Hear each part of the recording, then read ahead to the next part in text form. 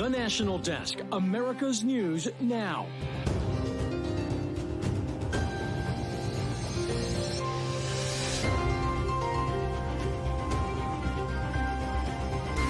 National supply chains could be at risk of disruption as port workers on the West Coast shut down during negotiations. House Republicans apply more pressure to get information from the FBI regarding allegations against President Joe Biden. The FBI is not above the law, and congressional committees have oversight of this agency. We have seen again and again on issues their refusal to comply with congressional requests, refusal to even come testify in front of the Hill. That needs to change. And a national state of emergency for LGBTQ people is declared, despite a major win for trans youth in a red state. Live from the nation's capital, this is the National Desk, America's News Now. I'm Dee Dee Gatton. Supply chain concerns impacting the country are growing as operations at the Pacific container terminals at the Port of Long Beach in California were canceled this morning. This follows two other terminals that closed just yesterday. This work disruption coming as the International Longshore and Warehouse Union in Canada voted last night to authorize a strike as early as June 24th. The ILWU has been working without a contract since last July and does bring products into the U.S. The National Association of Manufacturers issuing a report last year that concluded that if both ports of Los Angeles and Long Beach were to close, the daily cost of this disruption would be about $500 million per day. While as of now, it's not an official strike, there are fears things could escalate. National correspondent Atra El-Nashar spoke to some of the stakeholders involved about how this could impact you. Stalled talks more than a year in the making between West Coast port workers and the group representing dozens of cargo companies could deliver the latest blow to the nation's supply chains.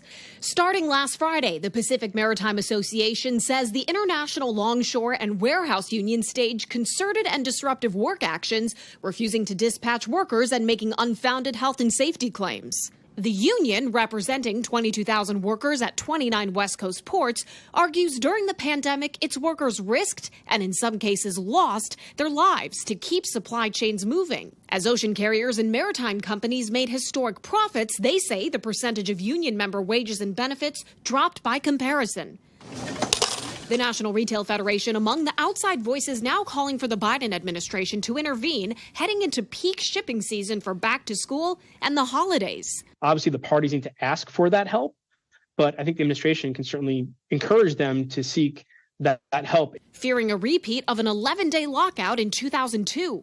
It took well over 6 months to recover, to clear out cargo, and cost billions of dollars to the economy a day. The impact goes far beyond retailers, hitting manufacturers waiting for components for production and exporters who need empty containers to ship out their goods. The Department of Transportation tells me Secretary Pete Buttigieg and the president's supply chain envoy, General Stephen Lyons, have been engaged with both sides over the past year. Acting Labor Secretary Julie Su has also been in talks, and the White House says they're monitoring the situation. What we see is the best way to move forward is for both sides, or for all sides, to continue to work to come to the table and come to a solution here. It's nice that they're monitoring, but I think at this point, a year plus in, they need to do more than monitor. They need to be in constant communication with the parties. Hoping that moves talks along to reach a final deal and keep the ports open. In Washington, I'm Atra El-Nashar for the National Desk, America's News Now. New tonight, the Atlanta City Council approved funding for the construction of a police and firefighter training center. Hundreds of protesters who called the project Cop City could not change the council's mind. The 85-acre campus will replace training facilities, and officials believe it will improve police recruitment and retention. The city mayor said the approval marks a major milestone for better preparing our fire, police, and emergency responders. Adding, quote, Atlanta will be a national model for police reform. But the Stop Cop City movement has drawn supporters from all over the U.S. One activist saying, we're here to stop environmental racism and the militarization of the police. A Florida judge has struck down parts of Florida Governor Ron DeSantis' newly signed law that bans minors from receiving gender-affirming medical care. A Florida judge ruling narrowly, focusing on 3 children whose families filed suit, that gender identity is real and the state cannot stop these children from beginning treatment, including puberty blockers. DeSantis recently signed the legislation into law, arguing such treatment harms children. On Thursday morning, the House Oversight Committee will go through with a hearing to start contempt of Congress proceedings against FBI Director Christopher Wray, in part because Republicans say he's obstructing their investigation into alarming accusations about the president. Well, why would the White House then be trying to block the facts from coming out? Because they are. Right now, Jamie Comer is having to threaten a contempt of Congress action because the committee's not able to get access to the documents. And meanwhile, Democrats are framing this action and investigation as a political hit job before election season. What House Republicans are doing, is clearly down the road to continuing to support these, seemingly political efforts to highlight the president and put him in a negative light. That's all this is about. And the National Desk, Christine Frizzell, brings us the details. The investigation is not dead. This is only the beginning. The Republican-led investigation into the Biden family business dealings leading the House Oversight Committee down yet another path, with FBI documents and details GOP lawmakers say they have the right to possess. They deal with an allegation made by a whistleblower that when he was vice president, Joe Biden may have been involved in a quid pro quo pay-to-play scheme. While Chairman James Comer and Ranking Member Jamie Raskin were allowed to view the documents, FBI Director Christopher Wray has insisted they had to remain in a secure space to protect confidential sources and methods. Comer adding they were told the documents were also part of a current, ongoing investigation. The FBI again refused to hand over the unclassified record to the custody of the House Oversight Committee, and we will now initiate contempt of Congress hearings this Thursday.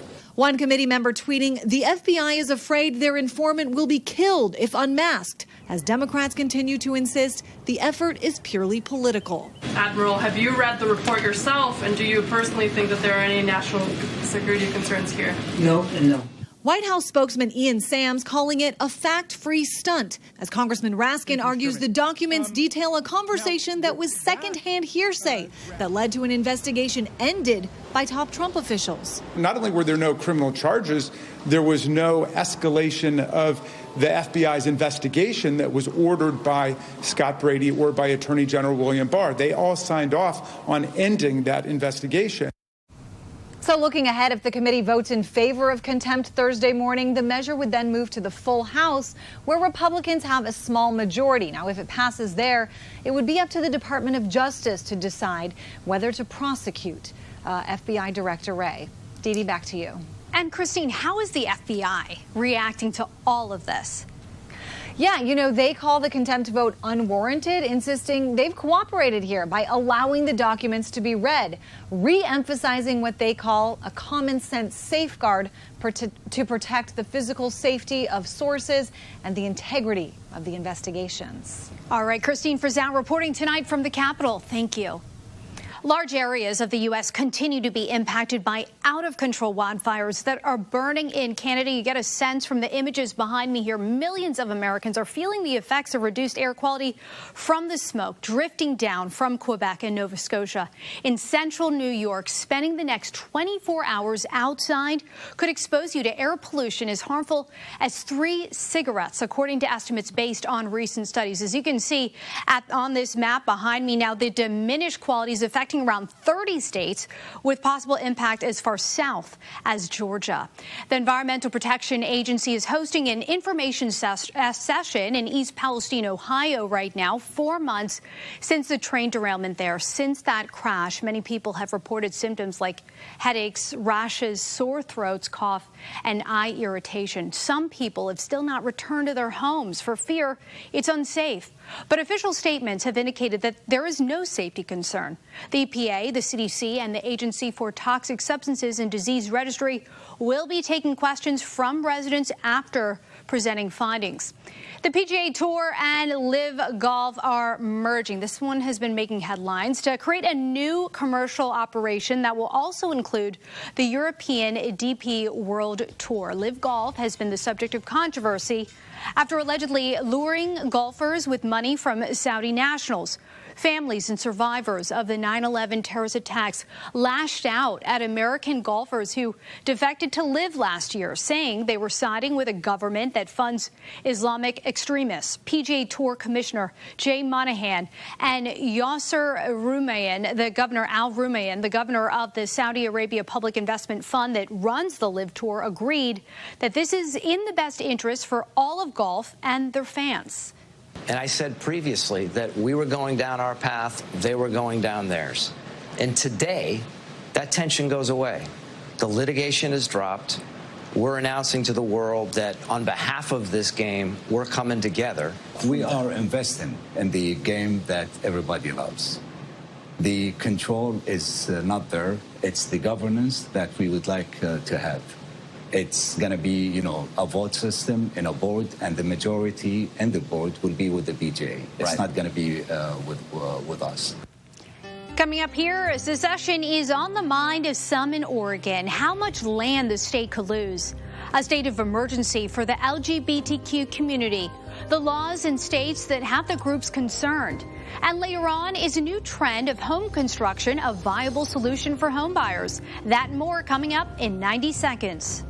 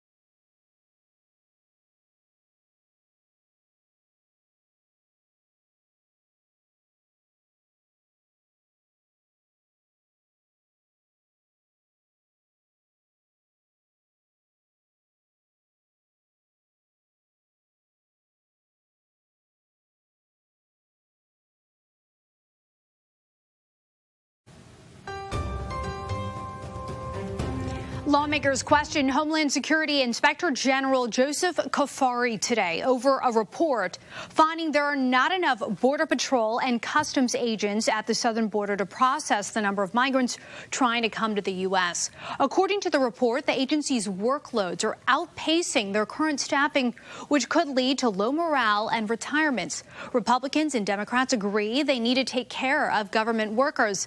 But Democrats question the credibility of Kafari, who's currently under investigation for dozens of allegations of misconduct, including over missing Secret Service text messages from the January 6th Capitol riot.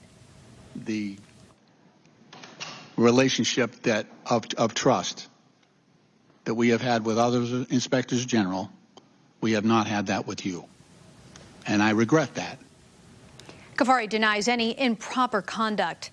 California officials are investigating whether Florida Governor Ron DeSantis was behind sending migrants to Sacramento via charter flights. This comes as a Texas sheriff's office is recommending criminal charges be filed in connection with last fall's transportation of some 50 migrants from Texas to Martha's Vineyard in Massachusetts. It's unclear who the charges would be found against, but they'd be felony charges of unlawful restraint. DeSantis insisted those flights were voluntary. The Bexar County Sheriff's Office says the asylum seekers were, quote, lured under false pretenses. The White House cannot say conclusively who was behind the massive dam collapse in Ukraine. Both Russia and Ukraine accuse the other of blowing up the dam. It's a critical piece of infrastructure supplying water for much of southeastern Ukraine. National Security Council spokesperson John Kirby saying the U.S. is assessing reports that Moscow was responsible for the explosion. We will certainly share more information when we can. What is clear, and what we absolutely can say, is that the damage to the Ukrainian people and to the region will be significant. Kirby says the collapse will likely impact Ukraine's energy security as well as its canal system. He says the U.S. has reached out to Ukraine to provide humanitarian assistance. He declined to say how the collapse will affect Ukraine's counteroffensive, saying it's too soon to know. Meantime, Ukrainian lawyers opened their case against Russia in the United Nations top court today, branding them as a terrorist state. Ukraine's government is asking the court to order Russia to pay reparations for attacks and annexation of Crimea back in 2014. Russia's lawyers will address the court on Thursday. There's a chance Oregon's border could be redrawn. A movement to make 11 Oregon counties a part of neighboring Idaho is gaining support. Residents are voting on whether to begin regular discussions about secession. Now, in one county, residents are split by just 8 votes compared to 46 votes when they struck down the measure in 2020. Today was the deadline to resubmit ballots that lack signatures. Supporters of the movement say they agree more with Idaho's conservative policies and feel unheard by lawmakers. Others say they'd rather find common ground. The Human Rights Campaign, the nation's largest LGBTQ civil rights group, declared a national state of emergency Tuesday for LGBTQ people in the U.S. The group cites more than 75 laws in over a dozen states that target the community. They say 21 states restrict transgender athletes from competing on certain sports teams. 20 states are restricting or banning gender-affirming health care for minors, and 9 states ban transgender people from using restrooms that match their gender identity. The HRC says the laws result in violence against LGBTQ people and force them to move to other states. In California, Pride Month celebrations have kicked off. Reporter Myra Franco in Fresno explains why a drag queen nun is receiving backlash. Sister Roma has dedicated more than half of her life to community service, activism, and fundraising. Welcome, Sister Roma. Sister Roma of San Francisco's Sister of Perpetual Indulgence was honored at the state capitol Monday afternoon in the middle of controversy surrounding what some would call a mockery of religion. State Senator Scott Wiener of San Francisco says he nominated Sister Roma as one of the Pride honorees for her community-driven work. I just strongly disagree with the notion that the sisters are mocking the Catholic Church or are anti-religion. But that's not what this is about. This is about works of charity. But other fellow state lawmakers lashed out regarding the nomination on social media Monday. These pictures and the group that is responsible for these pictures are being celebrated in your Capitol. You look at these and you tell me, what is funny about these? What kind of satire or parody is this? That type of response is what caused the Dodgers to back away from its invitation to the Sisters of Perpetual Indulgence after originally inviting them to Pride Night. Then the team apologized and re-invited them, focusing on their, quote, life-saving work. The California Catholic Conference released this statement regarding the Dodgers controversy, saying in part, it is absolutely possible to celebrate inclusivity without promoting bigotry. Working to celebrate diversity can be done without ridicule and mockery. Fresno pastor Jim Franklin is among those who drove to the Capitol for a prayer vigil to call upon state leaders.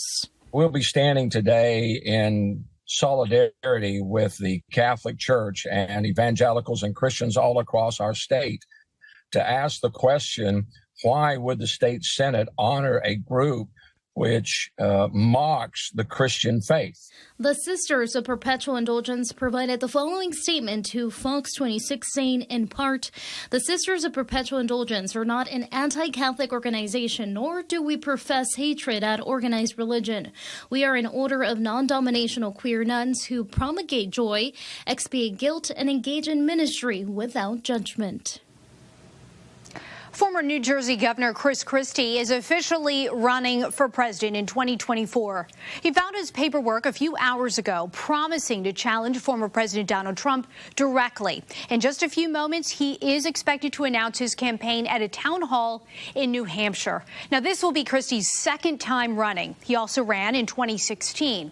Christie will join a growing field with Trump, Florida Governor Ron DeSantis, former United Nations Ambassador Nikki Haley, and Senator Tim Scott among the GOP candidates.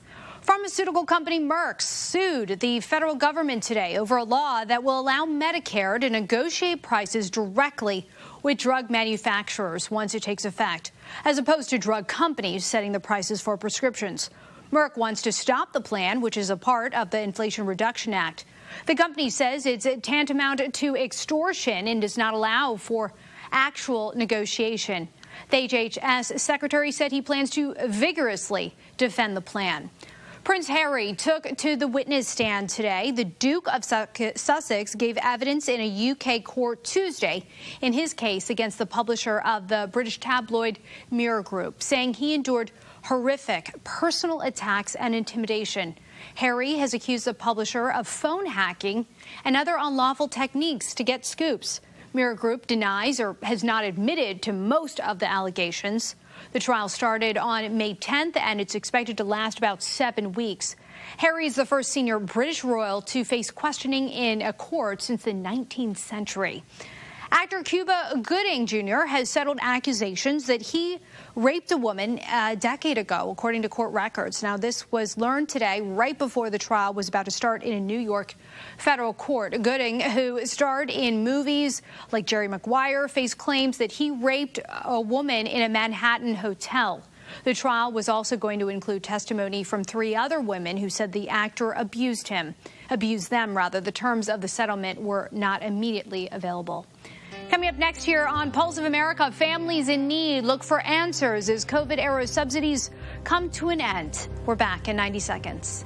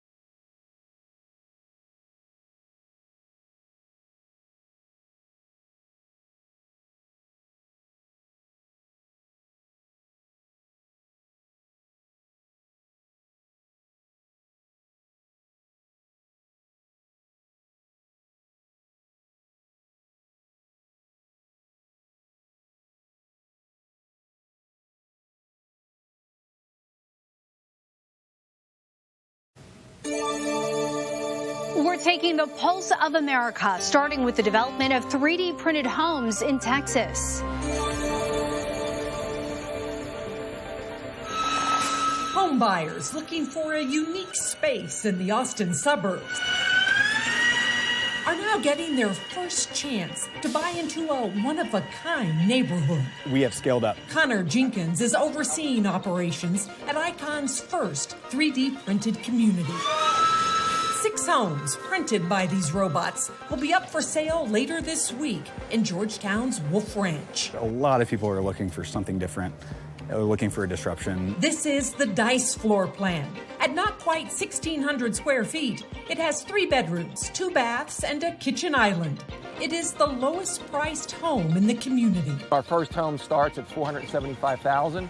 And we go up into the high 500s. Charlie Coleman is with the Lennar Corporation. He says these inch-thick layers of cement-based technology have generated a lot of buzz. About 5 months ago, Sarah Brooks fell behind on her bills, and her living situation with her friend wasn't working out.